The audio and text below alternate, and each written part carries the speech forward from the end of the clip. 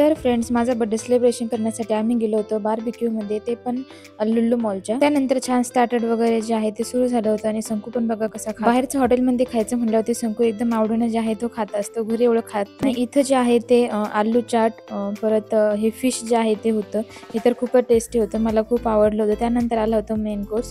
तर मेन कोर्समध्ये बघा हे सगळं चिकन, मटन, परत व्हेजमध्ये पण बरेच ज्या काय आहे छान भाज्या वगैरे होत्या आणि राईस पण होता.